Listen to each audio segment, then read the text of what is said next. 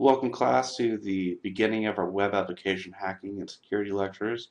This is for the 2014 section of Offensive Computer Security. This class lecture is a mix of the old video and new content. And to start off with some news, a couple weeks ago there was a very embarrassing bug in Apple's SSL and TLS library that handled all of their encryption for HTTPS and anything going over SSL and TLS, and it's famously referred to as the go-to-fail bug. There was a lot of uproar over why anyone would use go-to in their code, especially in crypto code, because that represents either extreme ignorance or extreme arrogance.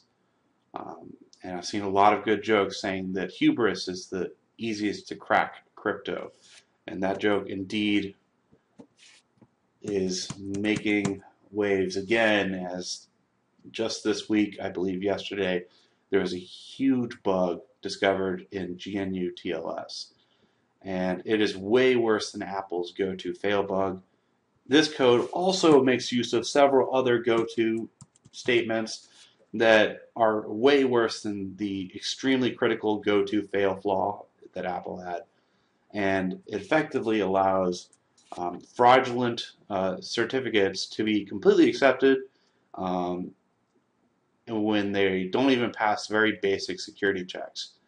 And an attacker can exploit it by presenting a vulnerable system with any fraudulent certificate that is effectively never rejected as long as it's crafted just right, and it's very easy to do this. Now, this bug has been in Linux code for Ubuntu, Debian, Red Hat, and other distros of Linux since 2005. So it's almost 5 years old, 9 years old now. Sorry, which is amazing considering that this affects hundreds of applications that import this GNU TLS library to just do what they assume is handle the cryptography correctly. And this very essential library that's ubiquitously used is so poorly written. A good quote here from a Johns Hopkins University professor specializing in crypto says that it just looks pretty terrible. So take that as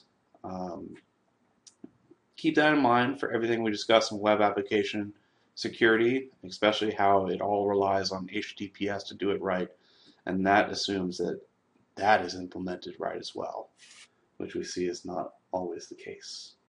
So the objectives of this lecture is to get you guys familiar with the basics of web application architectures, and then to become familiar with common web vulnerabilities. We're not going to get to any advanced demos this time, but we'll go into SQL injection demo and cross-site scripting demo next time for sure.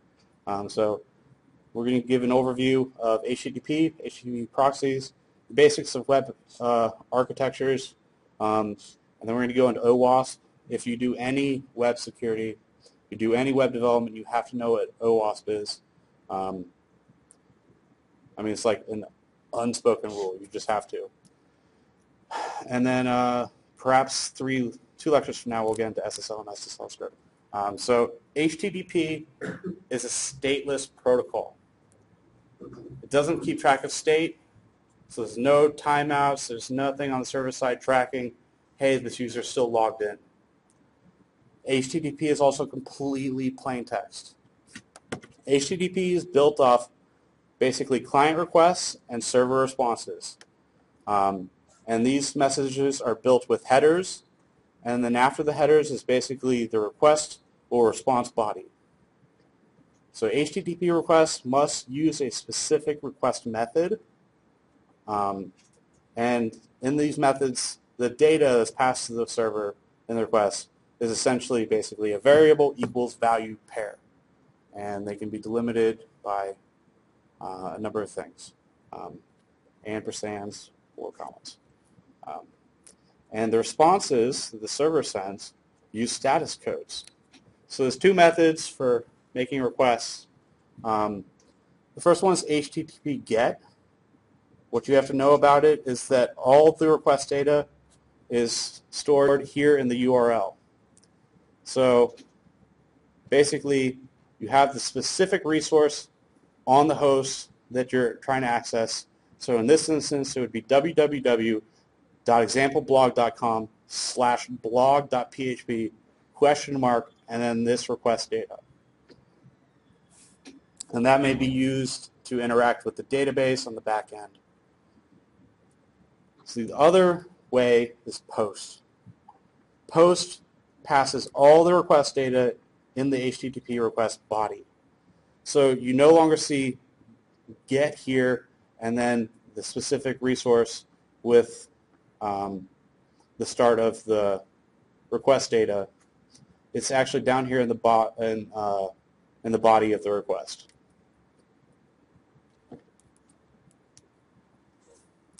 So there's 5 categories of HTTP response status codes. Anything in the 100 series is purely informational. Anything in the 200 series usually is success. In other words, the most common one is 200, resource found, here's the HTML page or whatever. 300 is redirection. Perhaps the resource you're trying to locate was previously located here. We're redirecting you to its actual location. The 400 series is client error.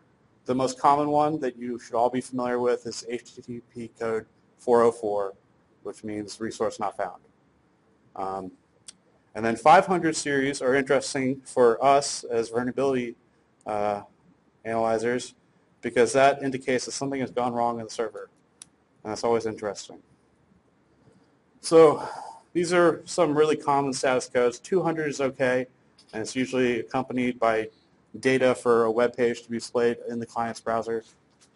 302 usually means the request is being redirected to the actual location of the intended resource. 401 means the client is not authorized for that resource. And I'll cover that in the next slide because HTTP does not, it was never intended to track state. So you could see state as authorized versus unauthorized as being a state of the session. And so that's implemented commonly in cookies. 403 is forbidden, that even though you are authorized for the resource, access to that resource may be forbidden. For instance, it may be on a Linux system, the file system permissions may be 000. In other words, no one has permission to do anything. So the web server cannot serve up that resource. 404, not found, and then 500 series. Basically, something interesting has happened on the server, perhaps even a crash. So like I said, it is up to actually the application developer to maintain state and track state. So this is commonly done with a session identifier, shorthanded to session ID mostly, and is typically passed within each request. So this associates requests within a session and is typically implemented in either the URL, hidden form fields, or the cookie that is stored on the client's browser after successfully logging in. So cookies, I have a question. yes. So, sometimes the web page would ask for username or password, dialog box. And then does this mean it maintains the state of that you have been authorized? In the server response, say it checks the username and password in the database, and you have indeed logged in with correct credentials. The server will send a response with basically in the header the text set cookie. And what follows after that is basically the variables to store in the cookie. So there are some very common ones, such as the domain and the path and expires. And that basically states this cookie is valid for this domain, for perhaps only this path of directories on the domain, and it expires in this manner, at this date or whatnot. There's other two flags that are worth noting. There's one called short term, which means the cookie never gets stored on the hard drive of the browser. Or long-term is that it gets stored in memory and the hard drive. The one that's definitely you guys have to know is the attribute secure. Basically, that means to only send a cookie over an encrypted channel. So cookies are sent with each request. So another very important one is HTTP only. So all this has to be implemented by the developer. On that login page, the action taken afterwards, once that user is authenticated, is they have to send a cookie. They have to send basically the server response code to create a cookie with whatever of these and other attributes that are necessary. HTTP only means that any script cannot access it. So it is very common for malicious JavaScript to take the cookie for your browser and try to send it somewhere else so they can steal it, so they can hijack your session. And so JavaScript has basically a call for accessing that data field, and it's just document.cookie. And that will give that JavaScript the cookie to the document if it's not set as HTTP only. So cookies can be stored on the hard drive, and that location on the hard drive differs per browser and per operating system. During actual communication, while that web page is still open, the cookie will also be stored in memory. It will only be stored in memory if it's marked as short term also. I believe under all implementations, though I don't know if some odd browser doesn't implement this right. So, and this somewhat brings me to HTTP proxies. Since HTTP is stateless, we can basically set up something in the middle between the client and the server that can pause and play the packets being sent to and from the server. So there are a lot of basically tools that exist out there, and the common ones are Burp Suite and Web Scarab. And what you can do is you can set up just a local proxy running on localhost, so 127.0.0.1, and you can point your browser to use that as a proxy, commonly on port 8080, and you can pause and play all your internet traffic and analyze all the raw HTML and HTTP being sent to and fro. So this is in essence what I just explained. And this brings us to the HTTP proxy demo. We're going to be using Burp Suite, which is my current web proxy of choice. Burp Suite has a free edition, which does most everything you'll need for this class. There are some other good alternatives like Web Scarab and Mallory. Burp Suite and Web Scarab are both written in Java, I believe. And Mallory is written in Python, and I believe Mallory is open source and allows a bit more fine-grained control if you're familiar with Python. So I'm going to cover how to set up Burp Suite. Let's go to the top here and set up your web browser to point to it. So we're going to go to Firefox, Options, go to the Advanced, have the Network tab open. So here on the proxy, I have it checked to running. I've specified the IP address to be localhost, so I'm running this here locally. And I've specified that the port is going to be 8080. Now here on Firefox, in order to point it to it, on the networking settings, I have to specify to use a manual configuration, pointing it to localhost and pointing it to port 8080. Very, very simple. So I hit OK. And some other settings that you need to set up in the options is you need to specify when the proxy should intercept given client requests as well as given server responses for your target. So by default, this option will be on to not intercept any resource that has a file extension for something that's uninteresting, like a GIF, or JPEG, or PNG, or something image related that doesn't really involve any interaction with back-end components for the given website. And that's pretty safe to have on by default. However, what's not on by default is usually the and URLs and target scope. That's very important, so that if you're doing any other Googling or searching for uh, research or vulnerabilities on the given target, all that traffic doesn't get blocked in the same proxy. So I'm going to, in a little bit, show you how to populate the target scope with the given target, and you also want to set the intercept server response to setting to have the same target scope match setting. Lastly, one of the most important options here that's usually on by default is going back to what I've said about fuzzing is for every fuzz test case that you generate, you need to have it be constructed so it passes the basic constraints. So if one of the variables in the file format or the request format or the protocol packet format is the length of the packet or length of the request or length of the file, every time you generate a test case, you need to set that properly because it's going to be the first thing that it checks. And if it sees that the amount of bytes that are in whatever this object are not the amount of bytes that are in this header, it's likely going to drop it right away and respond with some sort of error, not letting you explore or test any of the interesting code paths that it might otherwise explore. So by clicking automatically update content length header when a request is edited, and similarly for a response, when you go about editing anything you intercept and forwarding it along to its destination, be it the target server or your web browser, it's going to update the metadata for the content length header so it passes that very basic constraint. So that's very useful.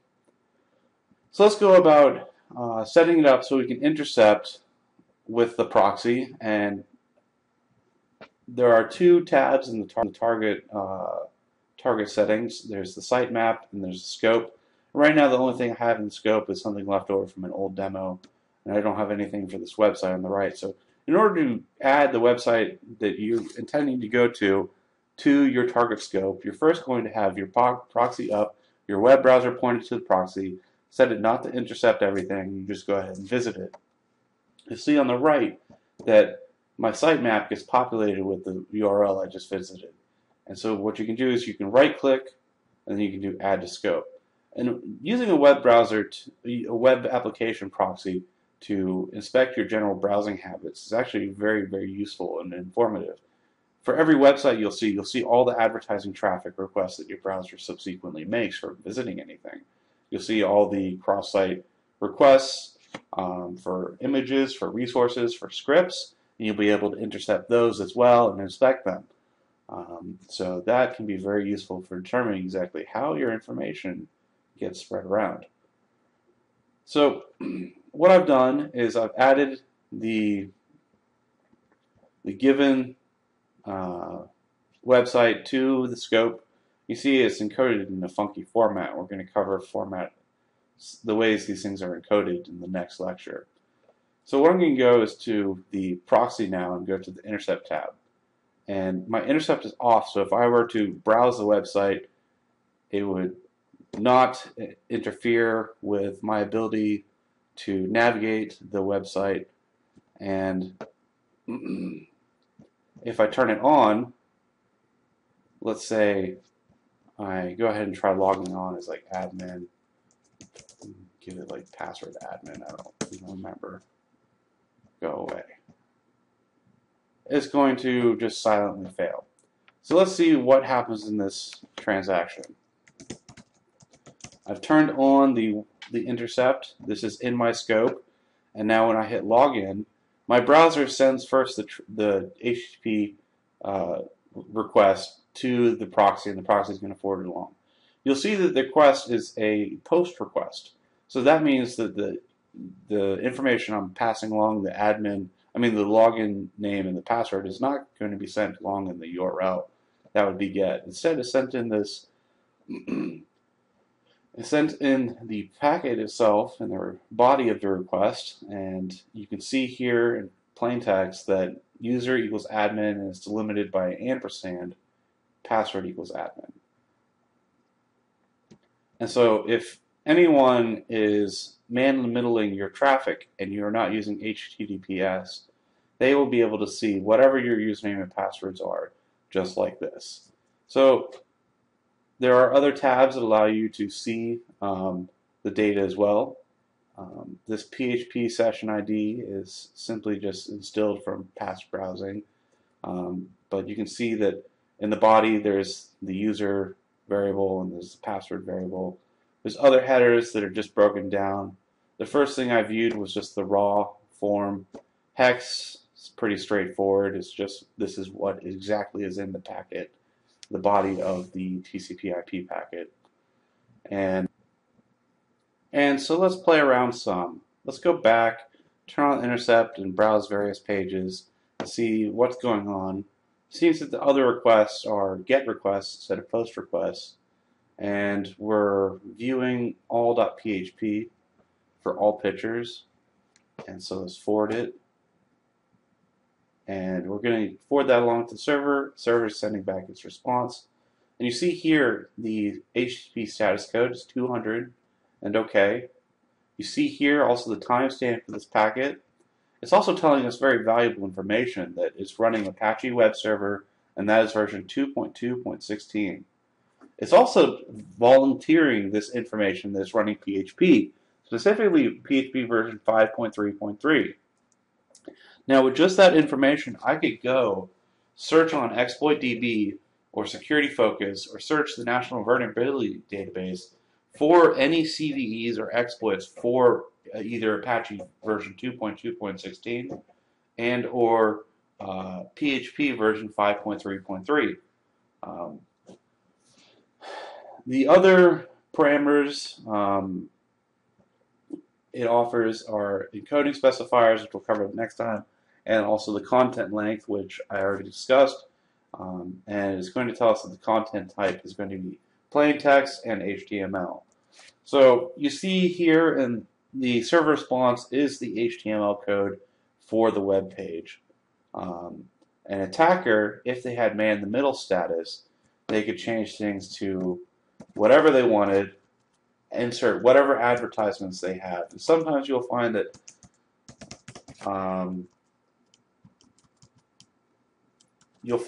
internet service providers get caught all the time doing, instead of what the normal website is, inserting advertisements that make them money into your web traffic and altering your web traffic in similar fashion. I'm not pointing fingers at any particular internet service provider, however, I don't have any high opinions of any of them. So let's go ahead and forward this along and see what this looks like on the browser. Obviously, some things have changed. The title is now My Advertisement Here. And this form of man-in-the-middle power can be used for malicious advertising, for quote-unquote legitimate advertising, can be used for censorship and beyond. So it's important to be aware of. If this were, however, HTTPS, the attacker would not be able to have such power, or the man in the middle would not have such power. So let's see a different web site here. We're going to forward the request and forward it along, and we'll see that this is a blank page. Let's visit it again and see what is going on in this packet. It's requesting via GET request cat.php, and there's a question mark, and in PHP that specifies whatever comes after this are the parameters for the web page. So specifying ID of 3. Let's play with that. Let's do ID of 4 and forward it along. Let's see if it's still blank. Still blank. Let's do ID of 1. Forward it along. Now ID of 1 gives me something. You see that the URL is still the same. So if I were an attacker, I can redirect to your request just like this. However, your browser, if I redirect you to an entirely different domain, would likely not accept the response for this request from a different domain. And that's a policy that's supposed to be enacted by all browsers. However, we're seeing that there are some very serious bugs in the way browsers implement their security, SSL, and TLS, and they do things differently, and they do things sometimes with extreme hubris and use very unsafe code like the go-to-fail bug that was very embarrassing for Apple 2 weeks ago. Also, even more embarrassing is the GNU TLS bug that affected almost all Linux web browsers, especially in Debian, affected the apt-get toolchain for updating packages on the system, even affected VLC, which is the target for Homework 5, though if you had found that bug, I would have given you an A in a class, and you would get a really sweet job. So that is it for now. We're going to cover this more in depth later on. We're going to start with. Just going to pick up here. So since cookies are sent with every request, it's really smart to use HTTPS for serving up your websites. That means that all the communication between the client and server is done over SSL, and that's negotiated beforehand. So when you see that login page, it should say at the top of your browser, HTTPS. And modern browsers now implement basically a drop-down menu you can click on to see all the details of that certificate, to see all the details of that trust relationship for yourself. However, it is very common for websites to just implement HTTPS on just the login page. Then after that, they drop HTTPS because it was commonly believed that if we support encryption on every page, that's going to slow down our traffic and their users won't use us, they'll go to our competition. I believe it was early last year that Google implemented HTTPS on every single service they have, and it didn't even account for like 0.2% of traffic increase. So that argument is definitely false, that it seriously impacts traffic. So, for instance, on a vulnerable website that only implements HTTPS on the login page, this is what's going to happen if a user tries to access your website and there's a bad guy sitting on the same wireless router, say an internet cafe or a coffee shop. You're going to log on the HTTPS page. It's going to go over the Wi-Fi. Everyone's going to see it. It's going to get to the server. The server is going to say, okay, that username and password checks out, and sends a reply, and the reply tells you to create the cookie. And then he browses after the index page that he's got in, maybe views a friend's feed and whatnot, and it's being downgraded to HTTP. That next GET request that he clicks on is still sending that cookie because HTTP is stateless. So everyone sees that. The attacker sees that, and he can sniff that cookie and reuse that cookie and hijack your session. So if you have your website set up with strict transport security, it essentially forces HTTPS on every page, and it's a header. And so it completely prevents an attacker from being able to do that easy trick. So here in this slide, I have presented basically a little toy architecture to introduce you guys to some of the things that go on when you open up a browser and visit a web page. Basically, the browser handles the presentation tier most often. And things there that can run that handle presentation could be your own CSS scripts, or rather style sheets, not scripts.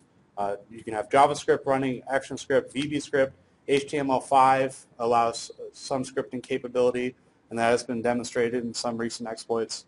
And essentially, once you type in a URL and the DNS resolves it, which can be another vector for attack.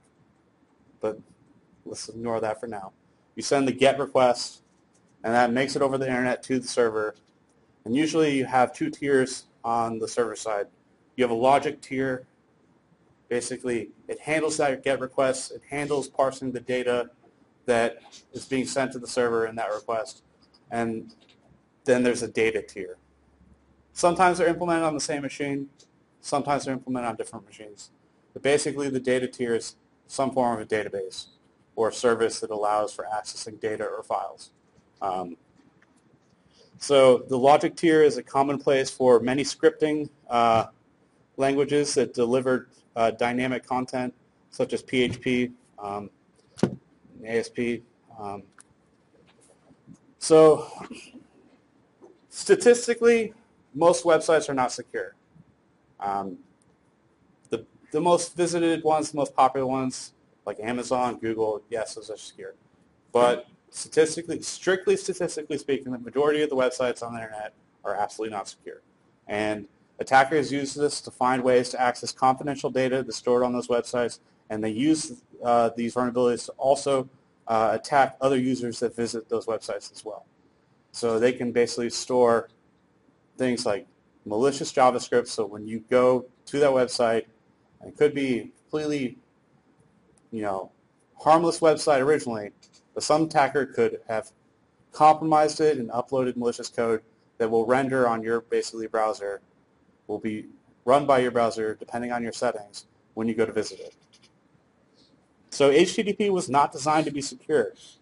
When it was invented, it was built for static pages that didn't change, that were basically read-only, and they were meant to be shared between researchers on basically ARPANET. So there was no intrinsic security in this design. There was no concept of sessions at the time. There was no dynamic page support, and all this modern stuff was basically bolted on at one point or another. It wasn't intended to support e-commerce. It wasn't intended to support online banking, taxes, insurance, medical data, and the list goes on and on and on. And I'm going to end at the end of this animation because it really demonstrates what's going on and what the mess with the web is. But throwing it all away and starting from scratch doesn't really help. And that's never a agreeable solution to any problem in the world of security if you work in it long enough. So you have, on the client side, all your internet browsers, and these are applications, and they could be running these executable security mechanisms, as we've talked about. They could be compiled with DEP. They could be running with ASLR. They may or may not be. They could have various other permission settings or problems. And so those can be exploited. And then, let's see what to click.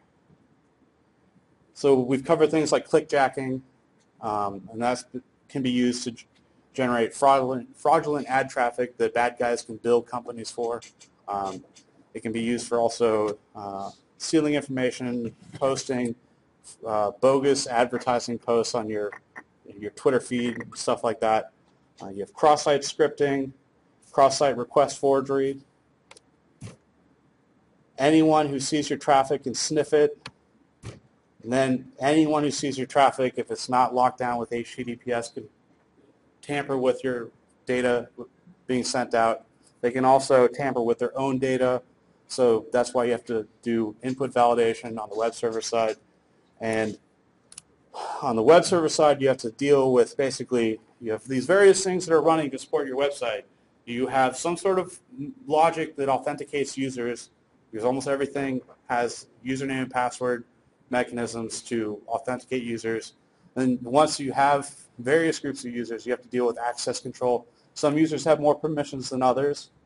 Then you have to deal with almost always a database, and that can store almost always users' username and password information. And usually those passwords get reused, statistically speaking. And then you have the web service itself, and both the web service and database basically layers can be attacked to face websites and present incorrect information on a website. So the access control layer, you have attacks that are called basically direct object references. Database, you should have all heard SQL injection by now, and we'll cover that next time. Web server, if it's not CH rooted, you could do and it's set up improperly and developed by perhaps an amateur, you could do directory traversal and perhaps just directly access Etsy password file or the shadow file if it's idiotically set up. And there's XML injection. And then it just gets more and more complicated because that's a very simple model. Now you start dealing with things that are commonly used to display more dynamic content like Ajax, and you have Flash and Flex, and you have Silverlight, and then you have Java applets, and you have so much more. And all these are susceptible to O-days that are happening all the time. And it really is just a giant mess, and the entire problem is a huge mess of an attack surface. So I don't mean to end the lecture on all doom and gloom, but I have to. And I'm going to end it with, I guess, this obligatory comic for next time. Any questions?